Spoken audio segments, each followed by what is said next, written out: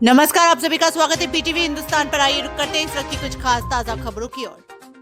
PM Modi ने दिया एक है तो सेफ है का नारा, कांग्रेस पर लगाया बांटने का आरोप। पीएम नरेंद्र मोदी ने आज महाराष्ट्र में चुनावी रैली को संबोधित किया। इस दौरान उन्होंने एक रहेंगे तो सेफ रहेंगे का नारा दिया। कांग्रेस एक जाति को दूसरी जाति से लड़ाने का खतरनाक खेल खेल रही है, पीएम ने ये कहा, क्योंकि कांग्रेस कभी दलितों, पिछड़ों, आदिवासियों को आगे बढ़ते नहीं देख सकती। नेहरू इंदिरा आरक्षण नहीं चाहते थे। उन्होंने ये भी कहा कि कोई ताकत जम्मू कश्मीर में 370 को वापस नहीं करा सकती है। कांग्रेस का भी अनुच्छेद 370 जैसा होगा हश्र, सीएम योगी ने साधा निशान। योगी आदित्यनाथ ने कांग्रेस और नेशनल कॉन्फ्रेंस के अनुच्छेद 370 और 35A बहाली की मांग की निंदा की। उन्होंने कहा कि अगर कांग्रेस ने इस प्रस्ताव का विरोध नहीं किया तो उसका भी वही हश्र होगा जो अनुच्छेद 370 और 35A का हुआ। उन्होंने कहा कि देश कांग्रेस के विभाजनकारी एजेंडे को कभी स्वीकार नहीं करेगा और 140 करोड़ भारतीय देश की एकता और अखंडता के लिए मजबूती से खड़े हैं।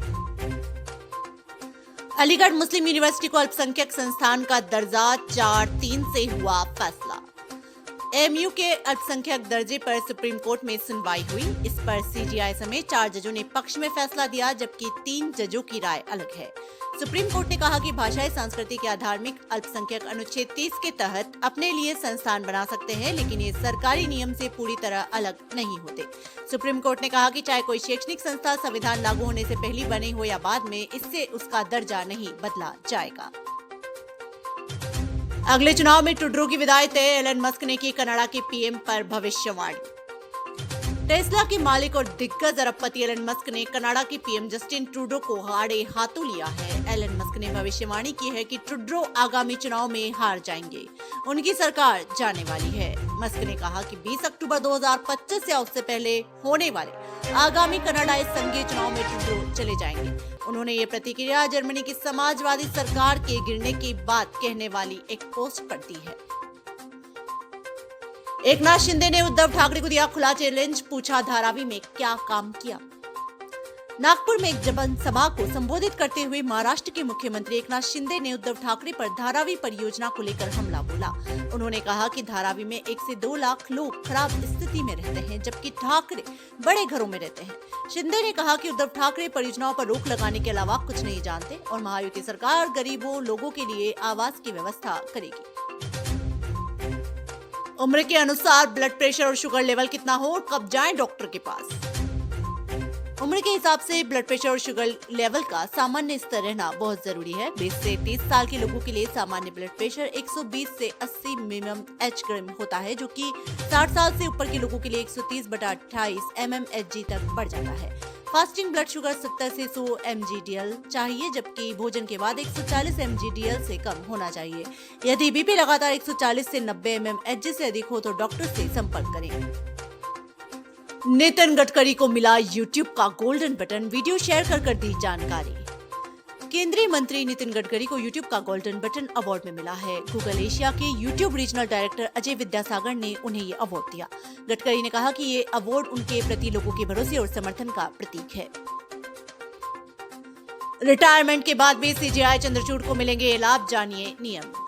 भारत के मुख्य न्यायाधीश सीजेआई डीवाई चंद्रचूड़ 10 नवंबर को 70 साल की उम्र में रिटायर हो रहे हैं। रिटायरमेंट के बाद उन्हें सरकारी आवास, सुरक्षा, पेंशन और साथ ही जीवन भर के लिए नौकर और ड्राइवर भी दिया जाएगा।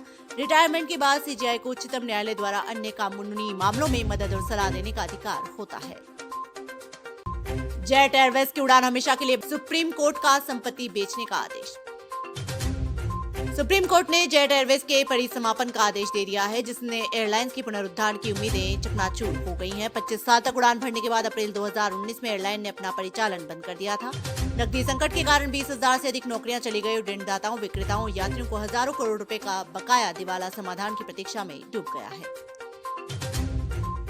दिल्ली में बढ़ रहे हैं साइलेंट निमोनिया के केस, आप भी तो नहीं खतरे में। जी हां, दिल्ली में वायु प्रदूषण के चलते साइलेंट निमोनिया के मामले बढ़ रहे हैं। सीके बिरला अस्पताल के पल्मोनोलॉजिस्ट डॉक्टर विकास मित्तल ने बताया कि इन दिनों इमरजेंसी में निमोनिया जैसी श्वसन समस्याओं से जूझ रहे मरीज भारी संख्या में आ रहे हैं। डॉक्टर विकास ने कहा कि इसके अलावा कई मरीज बुखार के बिना भी ऊपरी श्वसन संबंधी लक्षणों जैसे कि आंख, नाक, कान और गले में खुजली का अनुभव कर रहे हैं।